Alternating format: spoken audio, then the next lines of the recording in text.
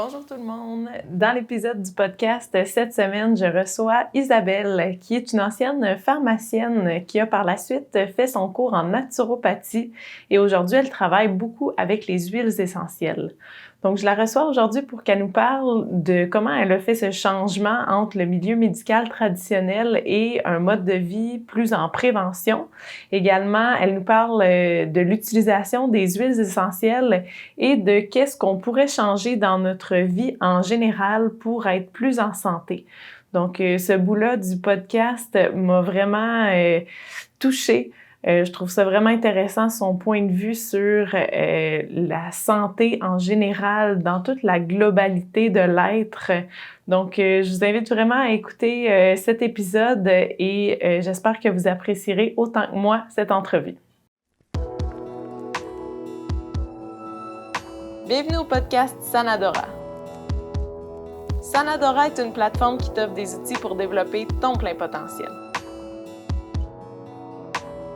Je te transmets mes connaissances en activité physique, en massothérapie et en yoga pour te démontrer l'accessibilité d'un mode de vie sain. Je reçois également des professionnels du mindset, de la santé et de tout ce qui englobe le bien-être.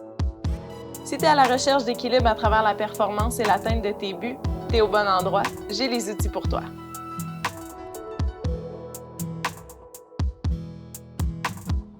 Isabelle, je suis vraiment contente de te recevoir au podcast aujourd'hui. On a déjà discuté ensemble par rapport au stress. C'est une vidéo que les gens peuvent retrouver sur ta page Facebook et sur ton channel YouTube.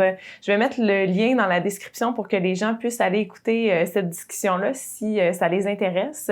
Aujourd'hui, je voulais jaser avec toi là, de tout ton changement de mode de vie puis de ce que tu fais en ce moment comme travail. Donc, Isabelle, tu es pharmacienne de profession, tu as fait ton cours en naturopathie, puis tu as travaillé dans le milieu médical, je crois. Est-ce que tu peux nous expliquer un peu ton cheminement, justement, là, ce que tu faisais en pharmacie, puis ce qui t'a amené à changer ton mode de vie vers un mode de vie beaucoup plus préventif, puis qui travaille sur vraiment l'équilibre du mode de vie? Oui, ça s'est fait vraiment graduellement, là, je te dirais, c'est vraiment une histoire sur plusieurs années. Dans le fond, j'ai été pharmacienne, je le suis plus maintenant, mais j'ai été pharmacienne pendant un peu plus que 12 ans.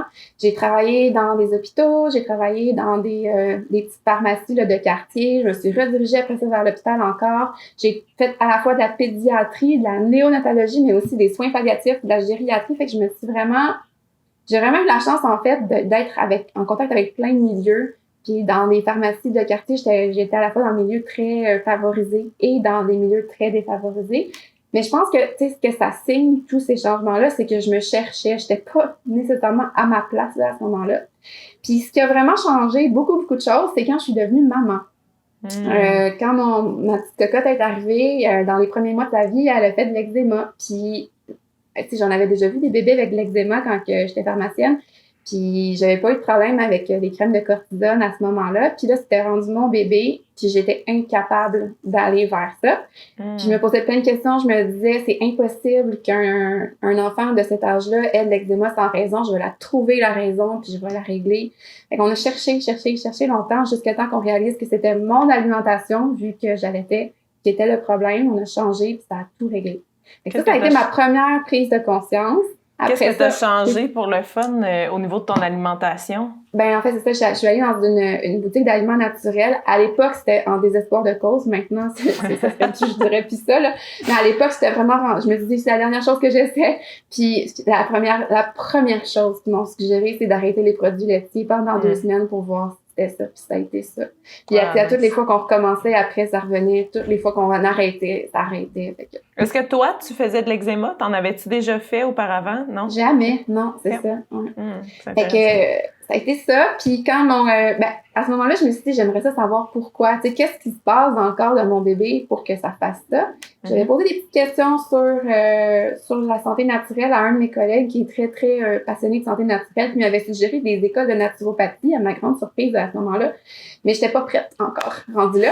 Puis c'est quand mon coco est arrivé que lui, en fait, il était 95e percentile dans la poids et grandeur, donc très grand, très bien portant là, pour son âge, quand il était bébé. Puis quand il a commencé à manger, il a dégringolé jusqu'à 35e percentile en l'espace de quelques mois. Fait que là, le pédiatre m'avait fait faire plein de tests, maladie cœliaque, fibrose cystique et compagnie.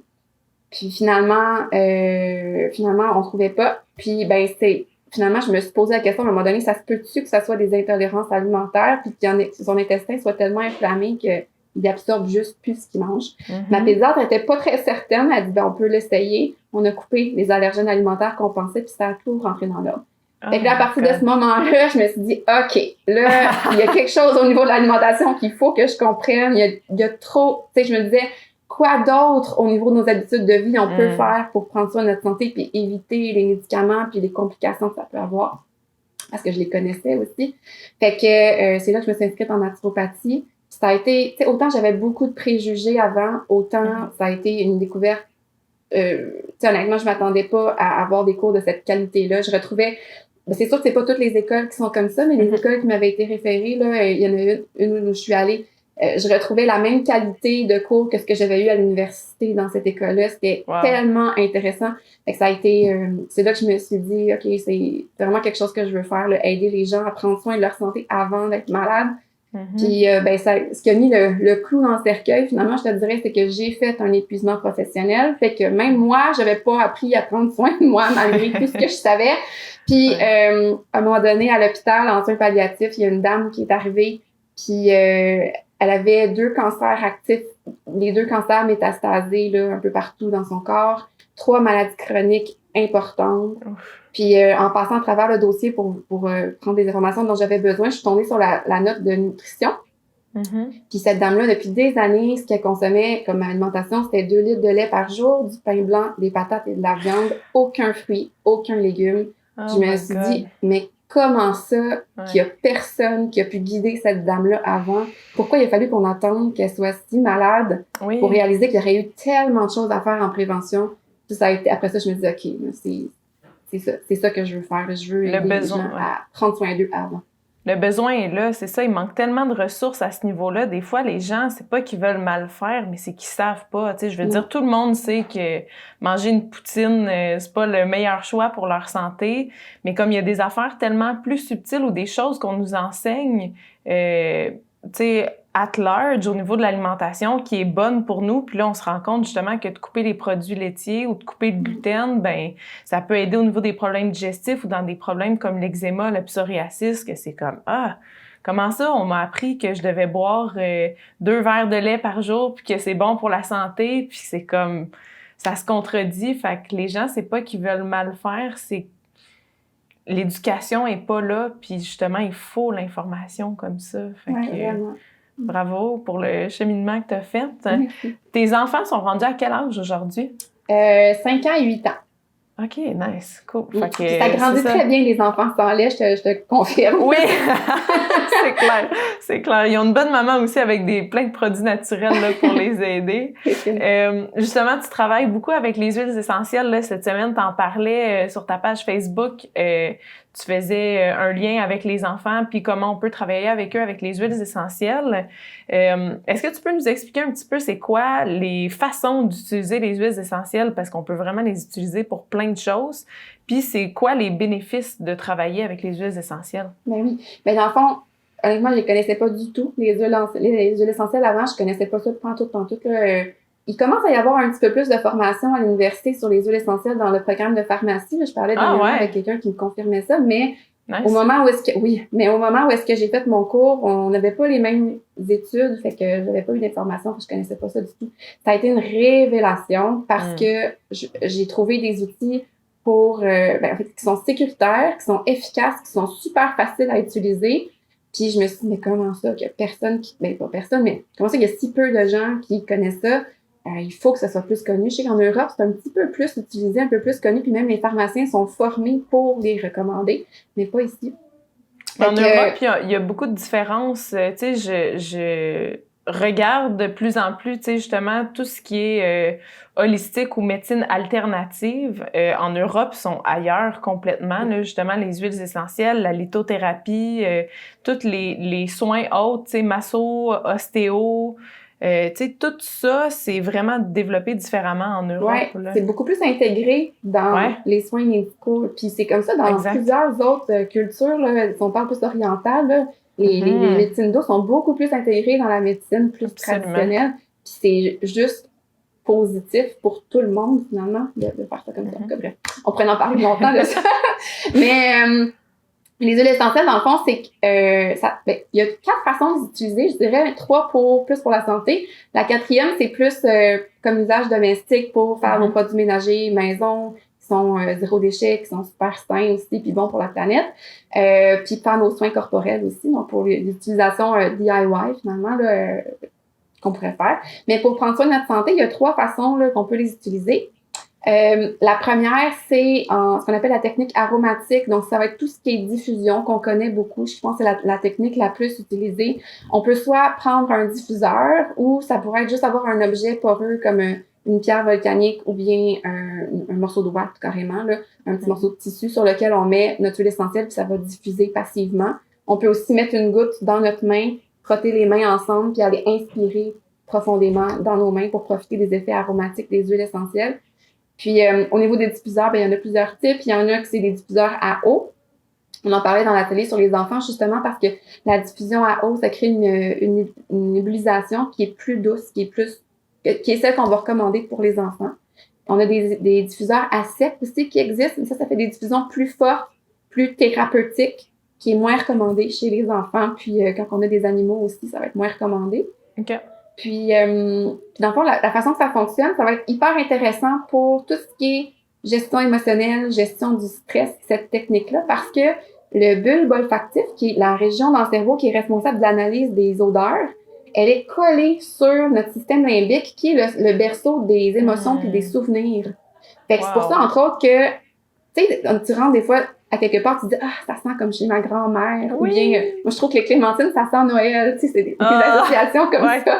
Fait que c'est vraiment ça. Donc, cette proximité-là dans notre cerveau fait en sorte que les huiles essentielles ont vraiment un grand pouvoir sur la gestion des émotions, du stress et tout ça. Puis ça Qu'est-ce que tu veux dire par gestion des émotions? Ben, ça va, par exemple, on sait que la lavande, par exemple, va par cet effet-là, pouvoir aller donner un signal qui est apaisant à notre système nerveux. Okay. Ça c'est vraiment, on l'a vraiment vu même dans les études qui sont allées déterminer, qui sont allées prélever ensuite dans notre sang des échantillons pour voir le taux de cortisol, qui est l'hormone du stress. On a vraiment vu une association entre l'inhalation de lavande et la baisse du taux de cortisol dans le sang. Ah ouais. Fait que c'est vraiment, très bien corrélé, bien relié là, l'utilisation pour ça. Donc ça, c'est la première utilisation. La deuxième, c'est l'utilisation topique. Donc, sur la peau, on peut l'utiliser autant pour des irritations cutanées, des piqûres d'insectes, brûlures et compagnie, que pour profiter de l'absorption des huiles essentielles qui vont avoir un effet sur tout notre corps, donc tout nos systèmes en général. Par exemple, si on veut supporter notre système immunitaire, par exemple, ça pourrait être une utilisation. Si on veut supporter le système nerveux avec la gestion du stress et tout ça, ça pourrait aussi être une bonne utilisation parce que ça prend à peu près 2 minutes après l'application des huiles essentielles sur la peau pour qu'on retrouve dans le sang des traces d'huiles essentielles. C'est assez rapide l'absorption. Ouais. Puis c'est ça. Fait que ça va dépendre. Donc, si on veut pour un problème qui est localisé, ben, on va appliquer l'huile essentielle à l'endroit où est-ce qu'on veut que ça agisse. Si c'est pour quelque chose de plus global, c'est très intuitif, je te dirais, l'utilisation des huiles essentielles. Par exemple, si tu as des soucis au niveau digestif, on va pouvoir l'appliquer sur le ventre. Si c'est au niveau nerveux, on va pouvoir l'appliquer au niveau de la nuque, où est-ce que on est près du système nerveux, finalement. Sinon, il y a la plante des pieds qui est un super bon endroit pour utiliser les huiles essentielles à cause de la réflexologie, mais aussi à cause que les pores de la peau sous les pieds sont plus larges qu'ailleurs sur le corps, fait que l'absorption est meilleure. Okay. Fait qu'on peut vraiment utiliser nos huiles essentielles comme ça là, pour plein de choses. Puis la dernière façon, qui est pas possible de faire avec toutes les compagnies d'huiles essentielles, il faut vraiment s'assurer qu'on a une compagnie qui approuve cette utilisation-là des huiles essentielles avant de le faire, c'est la prise à l'interne. Donc, la prise par la bouche. Parce que, ben justement, les huiles essentielles ne sont pas toutes de la même qualité. Fait que c'est pas n'importe quelle huile essentielle qu'on va pouvoir prendre par la bouche. Mais ça peut être une façon de l'utiliser. Il y a beaucoup d'aromathérapeutes là, dans le monde de l'aromathérapie qui justement suggèrent cette utilisation-là pour aller... ça peut être, par exemple, si on veut aller travailler au niveau du système digestif, ben, ça va nous permettre d'avoir un effet un peu plus direct. mais aussi pour avoir une meilleure absorption. Puis justement, tu parles de différences entre les compagnies parce que c'est pas toutes les compagnies qu'on peut utiliser pour cette troisième technique-là, par exemple. Qu'est-ce qu'il faut regarder quand on choisit une huile essentielle? Tu sais, comme tu dis, il y en a qui sont meilleures que d'autres, mais comment on sait en tant que consommateur que on a une huile qui est bonne pour consommer à l'interne ou une qui est plus risquée, disons?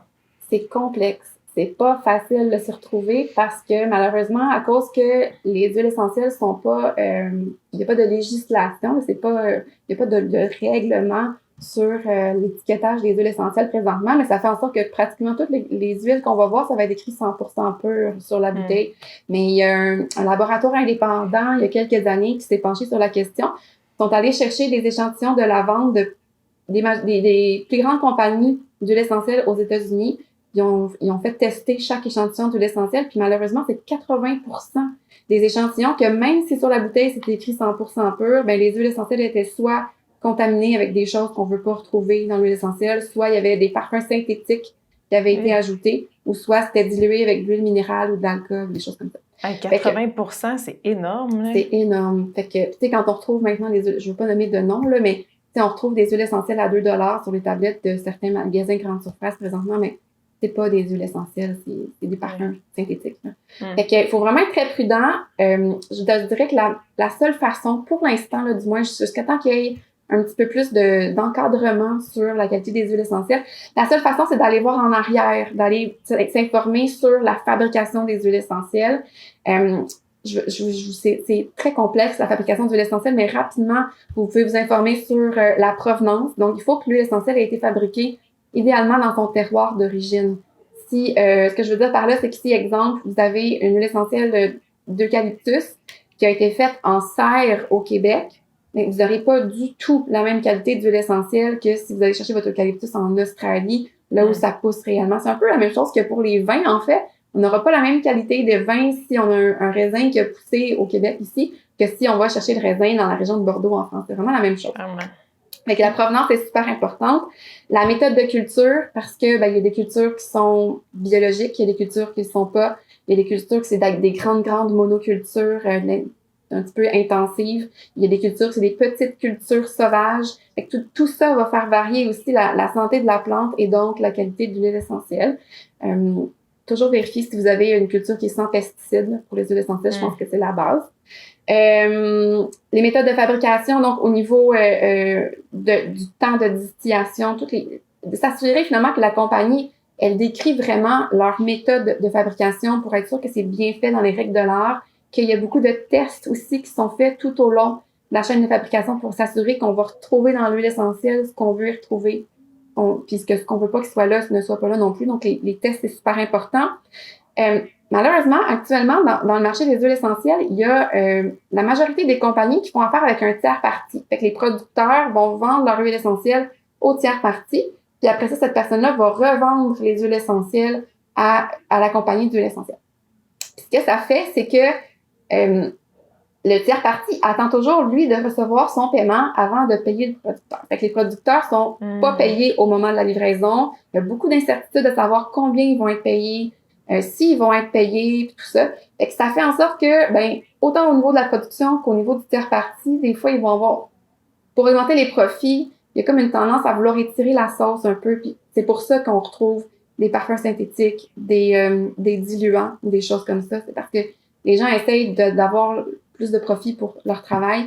Fait que c'est ce qui est problématique. Fait que quand vous avez une compagnie qui fait affaire directement avec le producteur, c'est déjà un excellent gage de qualité, mais aussi on sait qu'on encourage souvent un commerce plus équitable, puis un meilleur, parce que souvent les huiles essentielles sont faites dans les pays en voie de développement. Donc ça aussi, ça va être hyper positif. Donc, je fais des tests pour vérifier les composants aussi. Il y a des compagnies de plus en plus qui vont rendre les résultats des tests accessibles à tout le monde. Fait que ça, c'est intéressant aussi de pouvoir aller voir ça, voir quels composants sont prioritaires aussi dans les huiles essentielles pour pouvoir connaître leurs effets. Puis, c'est ça, comme je disais aussi, si on veut en profiter pour encourager le commerce équitable, le travail humanitaire, c'est merveilleux en plus. Oui, effectivement.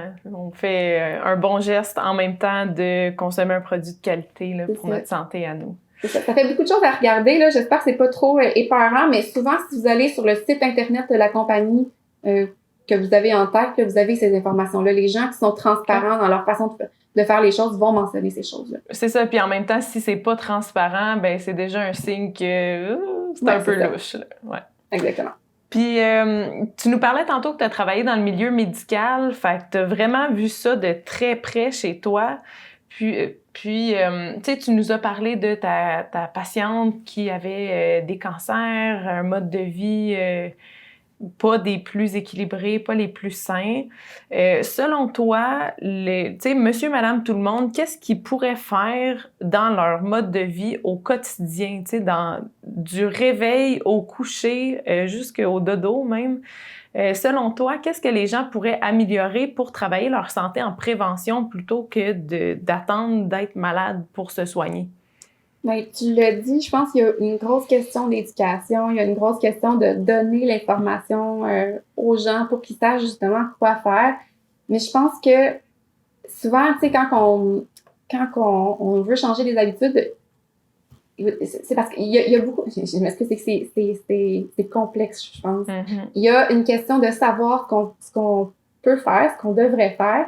Puis il y a une question aussi souvent d'avoir un support pour comment l'intégrer dans notre routine à nous. Parce que je lisais dernièrement un article là, qui parlait d'une clinique qui a été faite à Montréal pour aider les gens qui avaient eu des problèmes cardiaques à reprendre des meilleures habitudes de vie suite à ça pour pas ravoir encore d'événements cardiaques. Mm-hmm. Puis les personnes disaient que l'encadrement, le fait d'être suivi par quelqu'un qui les guide pas à pas dans ce changement d'habitude-là, ça fait une énorme différence. Fait que je pense que le fait d'avoir des gens qui nous guident, de pas avoir peur de tendre la main à quelqu'un qui peut nous aider là-dedans, ça fait vraiment une grosse différence. Je pense que au niveau de notre société aussi, il y a certaines choses qu'on devrait changer par rapport à notre relation à l'effort. Souvent, l'effort est mal perçu, l'échec est mal vu, puis c'est tellement pas ça. On devrait plus voir l'effort comme justement quelque chose de positif que, ok, oui, sur le coup, c'est pas facile, mais ça nous amène où après? Pourquoi on le fait? Puis, ce côté-là est important. Puis l'échec, je sais pas pourquoi c'est tant mal vu, mais dans le fond, les échecs, c'est des occasions d'apprendre, c'est des occasions d'avoir une leçon, puis après ça, de repartir du bon pied. Il y a beaucoup de travail à faire, je trouve, à ce niveau-là, parce que même au niveau de notre santé, c'est ces efforts-là faits au quotidien qui vont nous mener à avoir la santé qu'on souhaite. Je pense qu'il y a aussi une question ça fait drôle là, de parler de ça dans une conversation sur la santé, mais de reprendre contact avec nos rêves. Parce que... tellement. oui. Parce que quand... En tout cas, je l'ai vécu, j'ai fait un épuisement professionnel. Ce que j'ai réalisé, c'est que quand tu viens, que tu es plus connecté à tes rêves, à ce que tu aimes, à ce que tu veux faire dans ta vie, tu n'as plus envie de faire les efforts parce que tu ne sais pas où tu t'en vas. Tu ne sais pas vers à quoi ça sert, vers quoi tu vas, tu sais. Puis le fait de reconnecter avec ça, ça peut vraiment nous permettre de nous donner cette motivation-là de faire les changements qu'on a besoin de faire dans nos habitudes. Donc, d'aller chercher pourquoi on veut le faire, de se permettre de recommencer à rêver.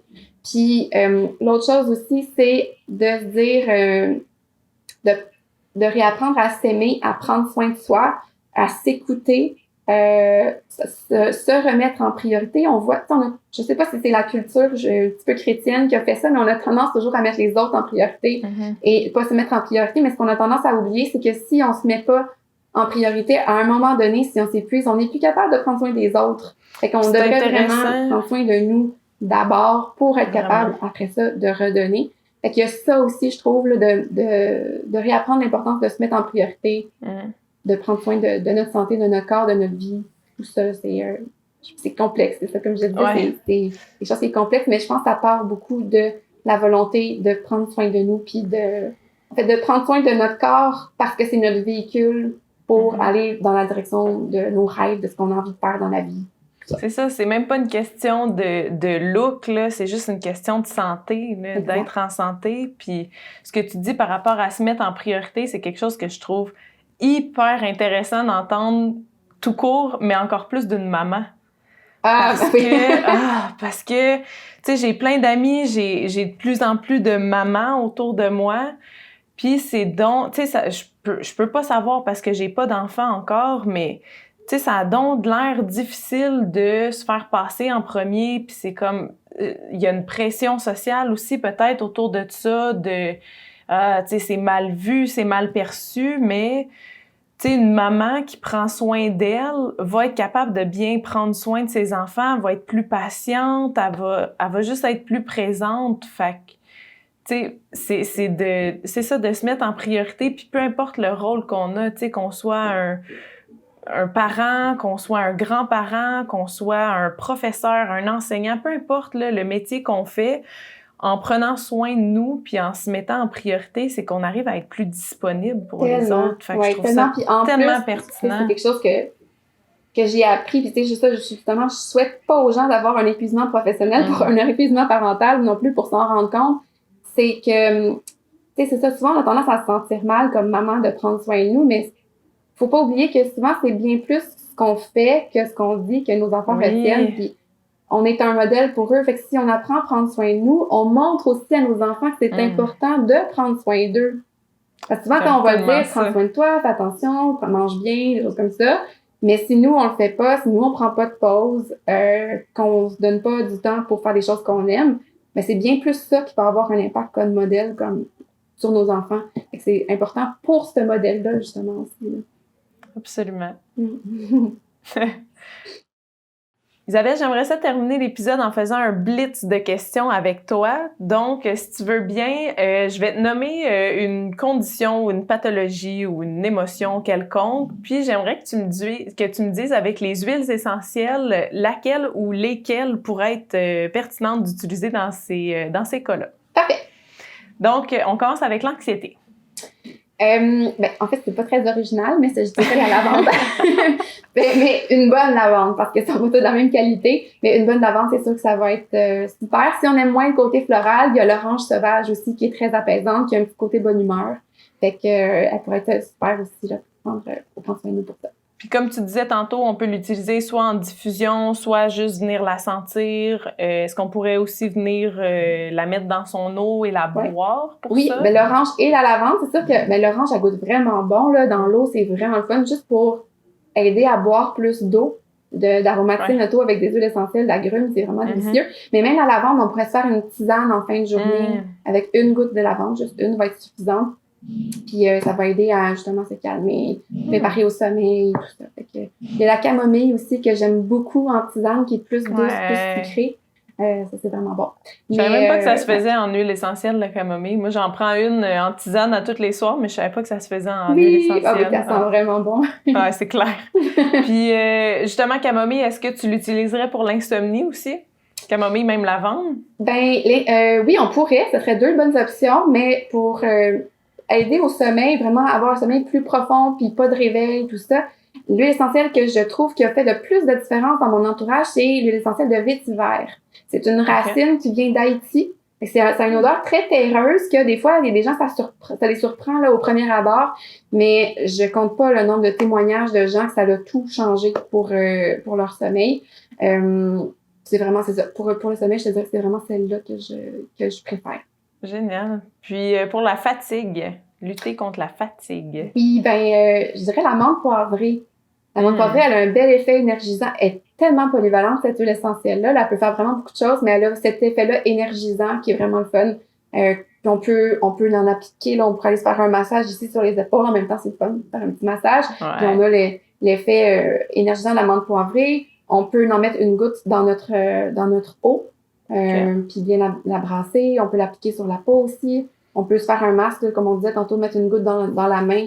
Dans les ateliers, c'est tout le temps ce test-là, pas ce test-là, mais cette expérience-là qu'on fait. On met une goutte de menthe poivrée dans la main, on frotte les mains, puis on vient inspirer, puis les gens en reviennent pas de l'effet. Puis c'est un des effets, justement, qui est énergisant. Là. Ça permet d'avoir un petit boost là, pour lutter contre... des fois, après le dîner, on a des petites baisses d'énergie. C'est intéressant. Est-ce que la menthe poivrée pourrait être utilisée pour les douleurs musculaires aussi? Oui, parce qu'elle a en fait, tout dépendant des huiles essentielles de leur provenance, mais celle que j'utilise, en tout cas, elle a une haute quantité de menthol dedans. Le menthol, c'est un analgésique. Fait que pour les douleurs, en général, ça va être une bonne solution. OK. Puis justement, douleurs musculaires ou articulaires, est-ce que tu en aurais d'autres que celle-là à suggérer? Oui, En fait, il y en a plusieurs. Moi, j'aime beaucoup. Il y a un mélange qu'on a chez doTERRA avec la compagnie avec laquelle je fais affaire, qui est un mélange qui contient de la goutte couchée, de la menthe poivrée, de la tanaisie bleue. Bref, il y a plusieurs huiles essentielles à l'intérieur qui sont très apaisantes, qui ont des effets anti-inflammatoires, analgésiques et tout ça. Et ça peut être, c'est mon coup de cœur, je te dirais. Mais dans les huiles essentielles simples, là, donc une plante à la fois, il y a le copaïba, le copaillé en français en fait, qui est un arbre qui vient d'Amérique du Sud. Puis, il aide vraiment avec tout ce qui est douleur en général, autant au niveau articulaire, musculaire. Même, je l'utilise pour quand j'ai des tensions au niveau de la tête. Là, je vais mettre 2 gouttes sous la langue. Ça fait des merveilles. C'est vraiment super efficace. C'est le fun, je la connaissais pas, celle-là. Non, elle est pas très connue, ça commence, là, mais elle est assez récente. En fait, elle est utilisée de façon traditionnelle chez les tribus qui vivent dans cette région-là, là, dans la région de l'Amazon, depuis vraiment longtemps. Mais comme huile essentielle, là, on la découvre là, présentement. C'est ça, leur secret commence à être découvert. C'est ça. c'est bon pour nous, c'est parfait. Tu parlais tantôt qu'on pourrait faire un massage au niveau de l'abdomen pour des troubles digestifs ou des ballonnements, crampes. Quelle huile on pourrait venir utiliser justement pour un massage à l'abdomen? Ben, la menthe poivrée, justement, est vraiment super pour la digestion. Ça peut être un choix. L'huile essentielle de gingembre aussi. Le gingembre, on le connaît justement pour tous les effets au niveau de la digestion, mais l'huile essentielle aussi. Toutes les épices, en général, vont avoir un effet intéressant sur la digestion. Fait que l'estragon, le carvi, l'anis, c'est toutes des huiles essentielles qui sont vraiment intéressantes pour la digestion. La cardamome aussi, vraiment super bien pour ça. OK. Puis pour, tu sais, ça, c'est plus les problèmes digestifs. Si on souffre de constipation, est-ce qu'il y a une huile qui peut être favorable pour ça? La menthe poivrée aussi, ça va être un super bon choix. C'est ça, je disais, elle est polyvalente, elle fait vraiment plein de choses. Fait que la menthe poivrée, le gingembre aussi vont être des super bons choix. La cardamome aussi. OK. Hyper intéressant. Génial. Pour l'acné? Oui, dans le fond, il y a plusieurs façons d'utiliser les huiles essentielles pour nos soins de peau. On peut soit mettre nos huiles essentielles dans, par exemple, notre nettoyant de tous les jours, puis utiliser pour tout le visage plus en prévention, ou on peut l'utiliser quand on a un bouton qui veut sortir, puis que là, on veut un traitement actif et rapide. Et il y a aussi cette possibilité-là. Je sais que c'est quand c'est à Pâques que j'ai fait un petit excès, je pense, dans le chocolat. Là, des fois, je me permets des petits écarts de conduite. Mais on reste humain quand même. De chocolat, puis j'avais un bouton qui voulait sortir, mais l'arbre à thé, l'huile essentielle d'arbre à thé ou le Melaleuca, qui est l'autre nom, qui est super. On peut l'utiliser, comme je disais, soit dans notre savon qu'on utilise à tous les jours, ou dans notre hydratant, si on veut un effet plus préventif, là, plus tout le visage, ou on peut l'utiliser une goutte directement sur l'endroit où on sent qu'un bouton veut sortir. Fait que l'huile essentielle directement sur la peau, pas diluée avec rien d'autre, ça fonctionne? Ben, moi, je le fais. Normalement, pour un adulte, il n'y a pas de problème avec l'arbre à thé. Il y a des gens qui ont des peaux très sensibles qui vont réagir avec les huiles essentielles pures. Fait qu'il faut connaître sa peau. En général, là, quand on veut faire ça, la raison pour laquelle je mets pas d'huile quand c'est pour un bouton, c'est que souvent les huiles peuvent avoir tendance à boucher un peu les pores. Donc, ça peut nuire un petit peu. Fait que moi, je sais que ma peau supporte bien l'arbre à thé pur. Fait que j'ai tendance à le faire. Puis souvent, je vais avoir besoin de le faire 2 ou 3 fois maximum, puis c'est terminé. Wow. Fait que j'ai pas besoin de le répéter super souvent. Fait que je sais que ça va pas causer d'irritation. Mais si on a une peau très sensible, on pourrait essayer de le mélanger avec une huile végétale qui est non comédogène, donc qui ne cause pas de boutons. Comme par exemple, l'huile de cameline. Elle sent pas très bon, par exemple, mais elle est pas comédogène du tout. Et ça pourrait être un bon choix là, pour utiliser pour nos soins de peau si on a une peau à tendance acnéique. Génial. Puis, dernière question pour soit stimuler l'esprit ou pour un manque de concentration. Oui. En fait, on parlait du vétiver tantôt pour l'insomnie. En fait, ce qu'il fait, c'est comme si c'est notre petit hamster dans notre tête là, qui nous amène un peu partout, qui n'arrête pas, là, mais il calme. Ça nous ramène à une chose à la fois. Fait que ça aide pour le sommeil parce que, justement, on se concentre sur le sommeil, mais ça va aider aussi pour la concentration, justement, à se concentrer sur une chose à la fois. Fait que ça évite de partir dans tous les sens. Fait que pour la concentration, il est super. On a une collection enfants d'huile essentielle là, qui est vraiment faite pour les tout-petits. Puis il y en a un mélange qui s'appelle Thinker, donc qui est vraiment pour la concentration et c'est ce qui contient un petit peu de vétiver. Il y a un petit peu de menthe poivrée aussi pour son effet énergisant. Il y a de la clémentine. Je pense que les agrumes ont un côté énergisant aussi. Fait qu'il y a un beau petit mélange, ça sent tout doux, fait que c'est fun pour les enfants, mais je l'utilise pour moi aussi. Oui, c'est ça, c'est toujours bon. C'est bon pour tout le monde. Oui. Ben, merci Isabelle pour tes précieuses informations. C'était vraiment pertinent. Merci à toi. En terminant, est-ce que tu peux dire aux gens où est-ce qu'ils peuvent te trouver ou s'ils ont des questions, où est-ce qu'ils peuvent aller chercher plus de renseignements et d'informations? Dans le fond, ma page Arborescence est sur Facebook et sur Instagram. Donc, je publie régulièrement du matériel à ces endroits-là pour aider les gens justement à prendre soin de leur santé. Vous pouvez me trouver là. Puis vous pouvez également, si vous avez des questions par rapport aux huiles essentielles ou n'importe quoi qui a trait avec la santé préventive, là, vous pouvez me faire signe via ma page Arborescence. Là, vous pouvez m'envoyer un message, puis ça va me faire plaisir de vous aider avec ça. Génial. Merci Isabelle. Merci à toi. On se reparle bientôt. Parfait, super. Bye. Bye bye. Merci d'avoir été avec nous aujourd'hui. Si l'épisode d'aujourd'hui t'a plu, je t'invite à cliquer sur j'aime ou à le partager avec quelqu'un que tu penses qui pourrait bénéficier de cette discussion. Assure-toi de suivre Isabelle sur les différents médias sociaux, donc sur son compte Facebook et son compte Instagram, où elle publie du contenu de grande qualité. Récemment, elle a parlé, comme on disait dans le podcast, de l'utilisation des huiles essentielles avec les enfants, mais aussi de la santé digestive et de la santé hormonale. Donc, il y a tout son background médical de tout ce qu'elle connaît sur le corps humain qu'elle applique dans une version plus équilibré ou plus en prévention aujourd'hui. Donc, son contenu est vraiment pertinent à suivre. Donc, je t'invite à aller voir ce qu'elle fait puis à t'abonner à ses pages. Et pour rien manquer des prochains épisodes, je t'invite à t'abonner sur la chaîne YouTube, également sur Spotify et sur Facebook. Et cette semaine, dans les commentaires, j'aimerais savoir si tu utilises déjà les huiles essentielles dans ton mode de vie ou si aujourd'hui tu as découvert des choses qui t'ont donné envie d'utiliser les huiles essentielles pour ton bien-être en général. Donc, je te souhaite une merveilleuse semaine et on se revoit dans le prochain épisode.